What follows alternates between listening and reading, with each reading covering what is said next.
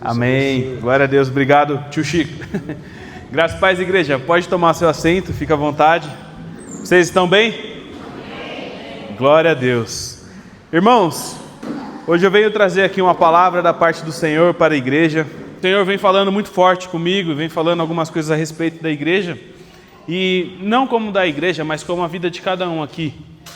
E eu acho que o que a gente precisa refletir um pouco hoje é referente à obra de Cristo na cruz. Amém? Alguém aqui sabe o que Cristo pagou por você na cruz do Calvário? Alguém aqui se acha justo de conseguir por conta própria a redenção em Deus, porque nunca errou, nunca falhou? Eu também não, irmãos. Nós somos tudo farinha do mesmo saco, como se diz. Mas, graças a Deus e a Jesus Cristo, Ele tomou os nossos lugares e Ele assumiu a nossa cruz. E uma cruz que nós não poderíamos carregar. E pagou o preço que nós deveríamos pagar. Amém? Irmãos, por favor, eu te peço para você abrir a sua Bíblia, lá no livro de Números, por favor, no capítulo 21, do versículo 4 ao 9, que nós iremos ler.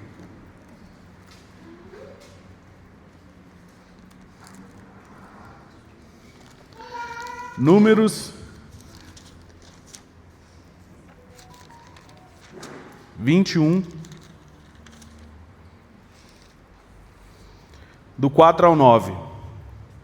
Quem encontrou diz amém?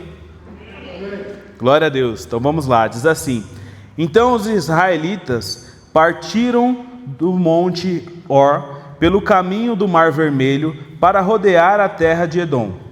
Mas o povo se tornou impaciente no caminho e falou contra Deus e contra Moisés, dizendo: Por que vocês nos tiraram do Egito para que morramos nesse deserto, aonde não há pão nem água? Já estamos enjoados dessa comida ruim. Então o Senhor mandou para o meio do povo cobras venenosas que mordiam o povo, e morreram muitos do povo de Israel. Então o povo foi a Moisés e disse: Nós pecamos, porque falamos contra o Senhor Deus e contra você. Ore ao Senhor, pedindo que tire de nós as cobras. Então Moisés orou pelo povo, e o Senhor disse a Moisés: Faça uma serpente e coloque-a sobre uma haste. Quem for mordido e olhar para ela viverá. Moisés fez uma serpente de bronze e a pôs sobre uma haste. Quando alguém era mordido por alguma cobra, se olhava para a serpente de bronze e ficava curado. Feche seus olhos. Senhor, meu Deus e meu Pai, nós queremos te convidar essa noite a falar no profundo dos nossos corações, Senhor, trazendo sobre nós a palavra que é o pão que nos alimenta, a sua direção. Senhor, eu te peço que o seu Espírito venha fluir sobre a tua igreja, que nós possamos, Pai amado, sermos fortalecidos e orientados pela tua palavra nesta noite. Em nome de Jesus, amém. Irmãos, olha só, essa palavra é uma palavra que eu acho muito interessante, porque o livro de Números, ele está logo no início da Bíblia, né? Muito distante da vinda de Jesus no Novo Testamento. Mas ele já traz uma analogia de algo muito precioso para as nossas vidas. Então, Moisés, que foi um homem separado por Deus para libertar um povo que era cativo, começa uma jornada já liberto em rumo da terra prometida com o povo. E de um povo que era escravo, um povo que por muitos anos perdeu aquilo que tinha por direito e se tornou escravo de um sistema, escravo de um governo, qual eles não escolhiam o que faziam, qual eles não escolhiam o porquê trabalhar, o como fazer, que horas levantar, que horas deitar, se eu vou sair, se eu vou voltar, se eu vou ir para a praia ou se eu vou ficar em casa. O escravo não escolhe. O escravo, ele é subjugado, ele tem que obedecer às ordens, ele tem que obedecer ao comando. Ele não tem a liberdade de escolher. E olha, irmãos, parece que liberdade é uma coisa que muitas vezes a gente deixa de valorizar. Glória a Deus. Vai no gogó mesmo. Obrigado, Jesus. Daqui a pouco volta o som aí. Vocês estão me ouvindo bem?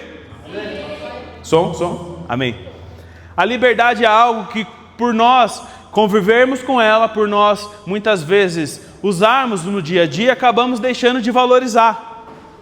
Mas, irmãos, eu vou dizer para você que a liberdade é algo tão sério e tão importante que Deus nos deu, e mesmo nós usando de forma errada, Ele não retira de nós. É o livre-arbítrio. Deus nos deu o poder de escolha. Mas, irmãos, olha só, a liberdade é algo tão preciosa que nós somos responsáveis por conservar a liberdade. Somos responsáveis por manter a liberdade que Deus nos deu. E aquele povo, ele perdeu a liberdade.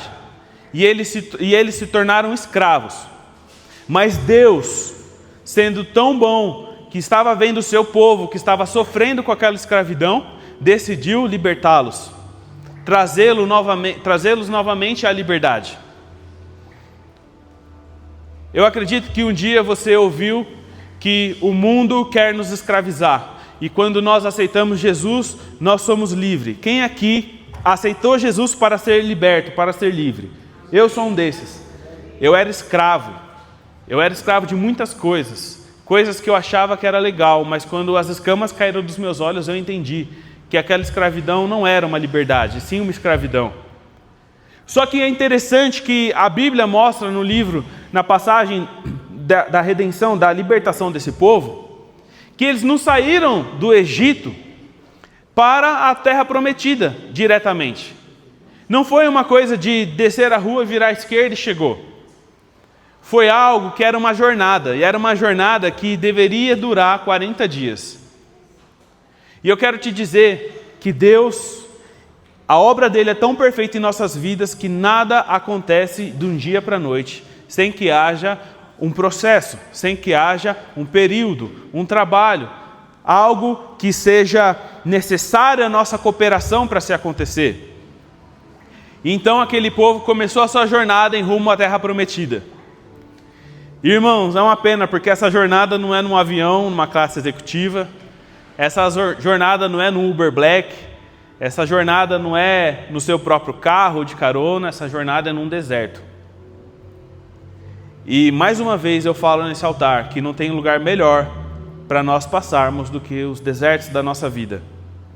Porque os desertos das nossas vidas são os lugares onde nos traz reflexões sobre as rotas que nós estamos vivendo, sobre o caminho, sobre aquilo que nós estamos construindo. Só que muitas vezes nós somos míopes, irmãos. Nós temos uma visão errada a respeito dos processos que nós estamos passando. Porque aquele povo que ora foi escravizado, começou a olhar para o seu momento e começou a murmurar, a reclamar sobre aquilo que eles estavam vivendo. Eles estavam cansados, enjoados da comida. Eles estavam cansados de ter que andar, cansados de ter que fazer algo. E aí eles começam a murmurar. Irmãos, quem aqui já viveu algo que orou muito ao Senhor pedindo? Eu já vivi. E vivo coisas que eu já orei muito quando eu não tinha para ter. Agora só para os corajosos. Quem aqui já murmurou daquilo que está vivendo? E que um dia foi oração que você pediu a Deus? Oh Deus, tenha misericórdia da gente. Tenha misericórdia da gente. A gente é muito pequeno, Deus. Irmãos, aquele povo murmurava por ser escravo. Aquele povo murmurava por não poder escolher a hora de levantar, por ter que trabalhar, o trabalho dobrado ainda, por ser chicoteado. E quando eles ganham a liberdade, eles começam a murmurar da sua liberdade. Falando, eu não tenho terra, eu não tenho casa, eu estou aqui peregrinando por esse deserto, a comida é sempre a mesma. E aí, irmãos, nós começamos a murmurar. E o que me chama muita atenção referente a essa passagem é porque o povo começa a murmurar contra Deus, contra aquilo que Deus estava fazendo. Quando nós murmuramos do nosso processo, muitas vezes nós estamos murmurando contra o que o Senhor está fazendo. E também contra Moisés. Ah, Moisés, se eu pudesse te encontrar hoje, eu te dava um abraço e eu falava, Moisés, você que se achava tão pequeno, tão incapaz, Quem sou eu perto de você? Me dá um abraço aqui. Porque Moisés, irmãos, era um homem que foi chamado por Deus para libertar esse povo. Mas ele não se sentia preparado para isso. Ele não se sentia pronto para isso. Irmãos, é tão interessante quando tem um problema e uma pessoa fala, não, deixa comigo, eu entendo isso daqui, eu resolvo. Quem está em volta fala assim, nossa, agora que bom que essa pessoa entende, glória a Deus. Agora, quando você tem um problema e está um olhando para o outro assim, e aí quem vai? Moisés não tinha para quem olhar, mas quando Deus chamou, ele falou assim, sério, eu? Chama outro Deus. É você, Moisés. Não, eu não dou conta disso daqui. É você, Moisés. E aí Moisés vai para uma missão de libertar um povo, que era o seu povo, sangue do sangue praticamente, mas não se sentindo preparado. E durante essa missão, esse próprio povo fica meio desconfiado, falando assim, será que é isso mesmo?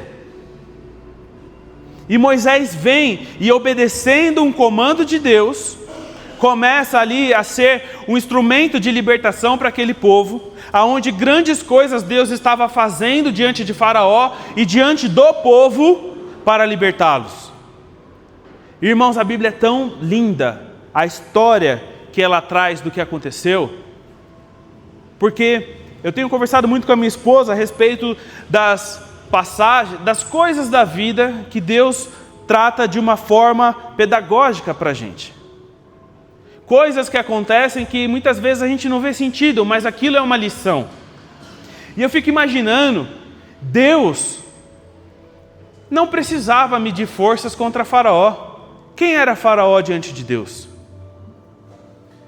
Ele poderia simplesmente libertar. Faraó, show. Agora, por que Deus precisa fazer tudo o que fez na história? Foi para convencer Faraó, irmãos? Você acha que Deus queria convencer Faraó de que ele estava com Moisés?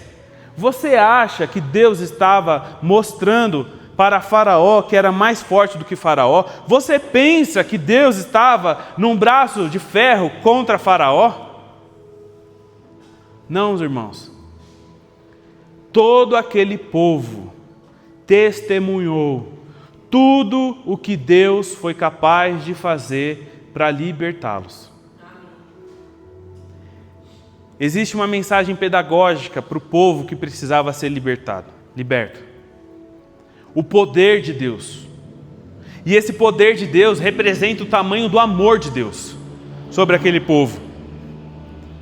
Então, irmãos, quando a gente volta para o que a gente acabou de ler, tenha em mente que a gente está falando desse povo que foi liberto.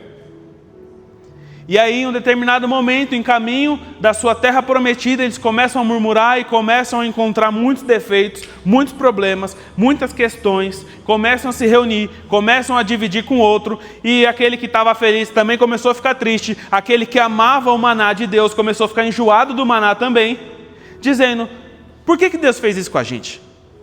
Por que Moisés fez isso com a gente? E Deus olhando, falando, eu pensei que eu estava te agradando, agora está ruim? E aí, de repente, Deus vem com uma medida educativa sobre o povo. Colocou entre o povo serpentes, que picavam as pessoas, e elas começavam a morrer. Como uma medida educativa, é o que a Bíblia está mostrando aqui, porque, irmãos, eu não quero negar, seria muito mais gostoso ministrar aqui falando assim, Deus não vai trazer dor, sofrimento sobre a sua vida, não existe. Mas eu não posso fazer isso, porque eu tenho que seguir a palavra de Deus, e ela está mostrando aqui que Deus mandou a serpente. E quando eu começo a refletir sobre essa palavra, eu começo a pensar, falo assim, olha só, as pessoas começaram a murmurar, as pessoas começaram a desmerecer aquilo que Deus tinha feito por elas, e veio uma consequência sobre a vida delas. E a consequência foi uma serpente. E a serpente, para mim, tem uma fácil associação com o maligno, que estava entre o povo, ferindo o povo e matando o povo.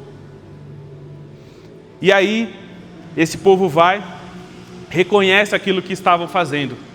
Depois de muitas e muitas baixas, depois de muitas pessoas que morreram, e se arrependem diante de Deus, se arrependem diante de Moisés. E aquele povo era um povo que eles não buscavam a Deus diretamente. Era um povo que não ia orar ao Senhor diretamente. Eles dependiam de Moisés, porque eles estavam aprendendo. E aí eles falam: Moisés, ore ao Senhor. Ore ao Senhor para resolver essa situação. E Moisés, eu fico imaginando a oração de Moisés, né? Senhor, tenha misericórdia deles, estavam falando da gente. Mas o povo está morrendo aqui, Senhor, não deixe isso acontecer. O Senhor libertou eles para uma vida em abundância, para uma vida numa terra prometida. E Deus vem e fala para Moisés: pega uma cobra, faz uma cobra de bronze e coloca sobre um madeiro, sobre um poste. E todos aqueles que forem picados olharão para essa serpente de bronze e serão curados, terão vidas. Irmãos, eu acho isso tão interessante porque, trazendo para os nossos dias, hoje é impossível impedir com que nós sejamos picados por uma cobra espiritual. É impossível impedirmos que não seremos tentados pelo nosso adversário. É impossível impedir que nós não cairemos e não desagradaremos o Senhor. É impossível impedir com que venha uma seta sobre as nossas vidas. Todos nós estamos suscetíveis a isso. Mas a mensagem principal dessa noite é que mesmo que você seja picado por uma cobra, existe um madeiro que agora não é mais uma cobra, uma serpente de bronze, mas a cruz de Cristo, que quando nós olhamos para ela, podemos sair machucados, com cicatrizes, mas não mortos, porque Ele nos preserva a vida. E quando eu vejo isso, eu começo a analisar, e a Bíblia fala a respeito do coração daquelas pessoas que estavam vivendo isso. Por que elas estavam vivendo isso? E quando a gente vai lá para Jeremias 17:9, justifica isso.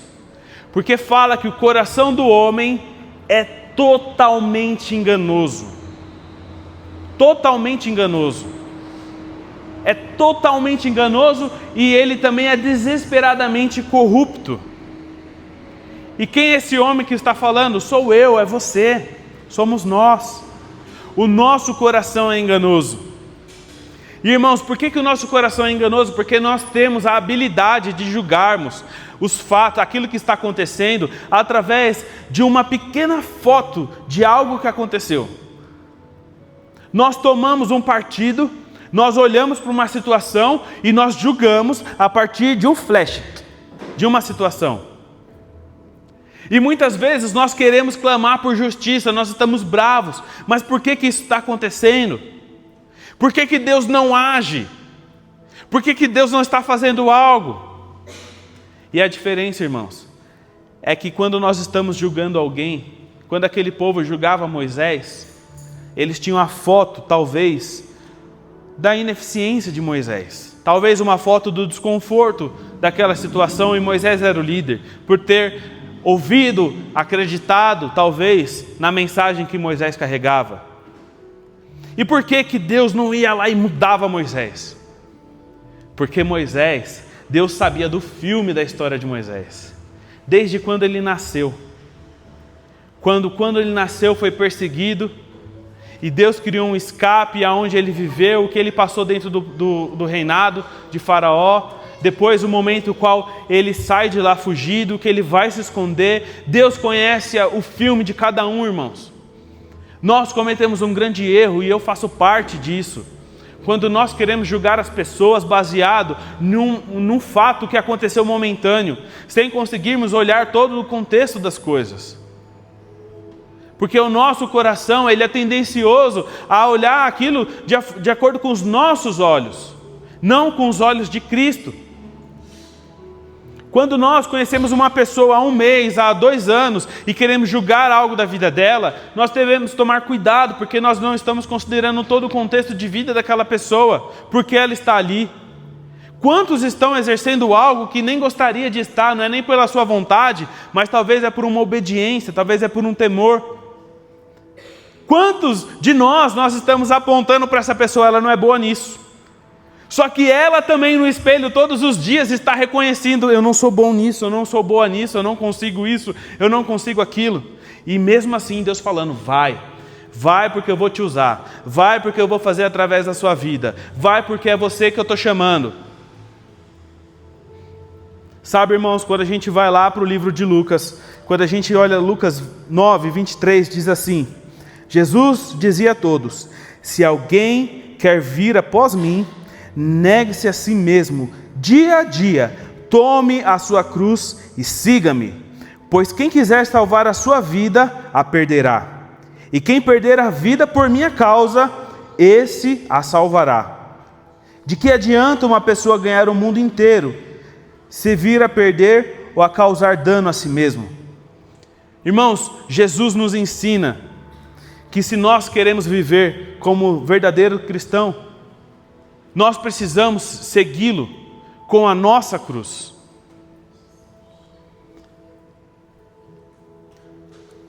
E eu não estou falando de uma cruz pesada que nós não temos condições de carregar, porque o Senhor, Ele separou uma cruz para cada um, sim, no peso exato que nós podemos suportar. Só que para carregar essa cruz, irmãos, é necessário negarmos a si mesmo. Para carregarmos essa cruz é necessário que a gente esteja num caminho. E quantos de nós, irmãos, estamos deixando a nossa cruz de lado? Porque ela é desconfortável. Quantos de nós estamos deixando o caminho? Porque muitas vezes ele nos machuca. Sabe, irmãos, tudo isso acontece porque nós olhamos para nós mesmos. E com um coração enganoso, nós pensamos que estamos numa posição melhor. Sabe, quando a gente olha lá a história de Elias, é uma das passagens mais intrigantes da Bíblia para mim, porque Elias viveu grandes coisas na presença de Deus, orou, caiu fogo do céu. Mandou matar um monte de pessoas que serviam aos outros deuses ali naquele contexto. E de repente Elias, ele se encontra desesperado porque uma mulher ameaçou a vida dele de morte. E desesperado ele vai se esconder numa caverna. E quando ele chega nessa caverna, ele começa a falar com Deus. E aí, nesse diálogo com Deus, é interessante porque a Bíblia fala que veio uma tempestade, o vento forte, o fogo, e Deus não estava ali. Deus não estava no fogo, Deus não estava no vento. E eu fico imaginando que Elias, tudo que ele queria é que Deus estivesse naquele fogo.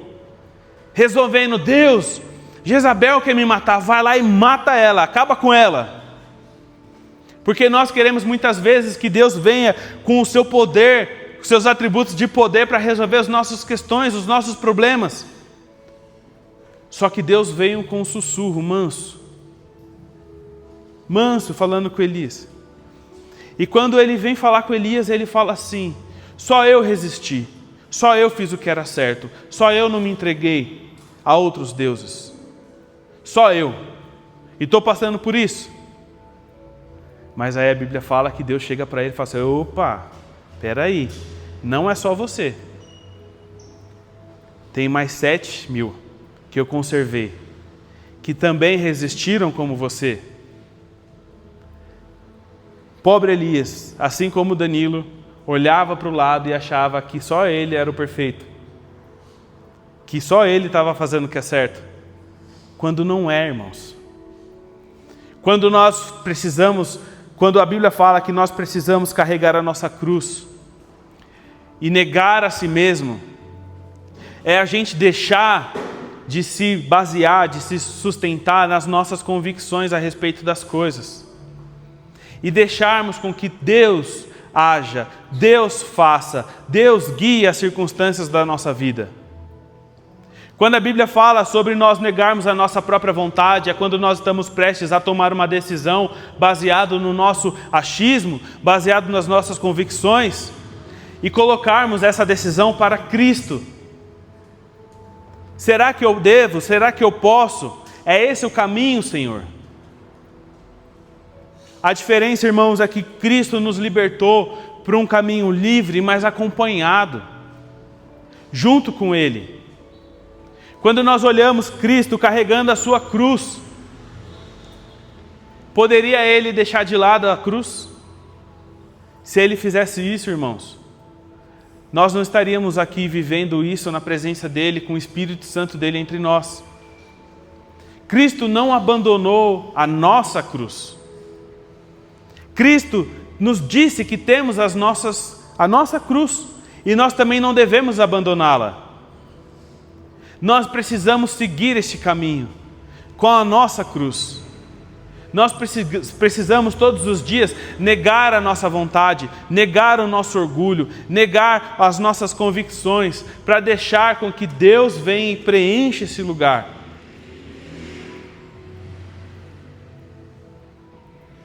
Só que, irmãos, será que o meu orgulho deixa?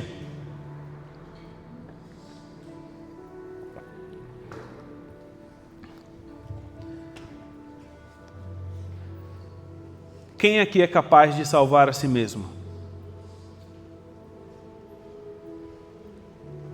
Eu preciso de Cristo. Eu preciso do que Ele fez na cruz. Eu não posso ficar achando que só o meu ponto de vista é o certo. Eu não posso viver uma vida sem olhar para o que diz as Escrituras a respeito de uma vida em Cristo.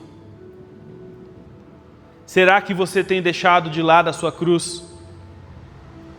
Porque você não quer mais viver no desconforto? É confortável carregar uma cruz? Não é. Ah, Deus, me dá uma cruz levinha. Tá bom. Segura um pacote de feijão de 1 quilo na sua mão por 10 minutos, com o seu braço assim. Depois por 20 minutos, meia hora. Vai até inflamar o seu braço. Porque não tem peso, não é uma questão do peso, mas é uma questão de estarmos posicionados em direção, vivendo como Ele nos ensina a viver. Sabe, irmãos, existem certas coisas na nossa vida que nós precisamos olhar para Cristo, como aquele povo olhou para aquela serpente, e reconhecer que nós precisamos de misericórdia. Reconhecer que nós precisamos do amor e da graça dEle. Reconhecermos que nós precisamos pegar a nossa cruz, que muitas vezes está no chão, na beira do caminho, e seguir em frente. Porque existem pessoas ao seu redor que pararam de ouvir de Cristo porque você deixou a sua cruz do lado. Existem famílias que deixaram de ouvir de Cristo porque você deixou a sua cruz do lado. E eu tenho certeza que a vontade do Senhor hoje é que nós possamos, todos nós, pegarmos as nossas cruz que está no chão, colocarmos novamente no nosso ombro e seguir o caminho que Cristo seguiu. Reconhecendo que nós precisamos da misericórdia, da graça e do amor dEle. Reconhecendo que nós erramos, reconhecendo que nós muitas vezes desprezamos aquilo que é sagrado, aquilo que é uma dádiva que Ele colocou sobre as nossas vidas, para que nós possamos voltar a agradar o Senhor. Eu preciso pegar a minha cruz que eu deixei pelo caminho. Eu preciso voltar para o caminho. Para onde irei? Para onde iremos nós?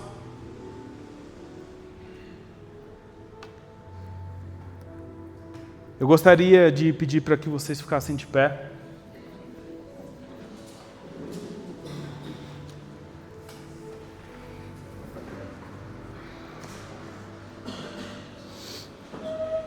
Que você apresente ao Senhor aquilo que você está vivendo, talvez nós estamos um pouco confusos, talvez nós estamos aflitos, angustiados. E tudo que nós queremos é sair desse lugar de carregar a cruz, o lugar onde o Senhor nos trata, esse caminho. Mas eu quero te pedir para que nessa oração você seja sincero com Deus e peça para que Ele te dê clareza a respeito daquilo que você precisa ser transformado.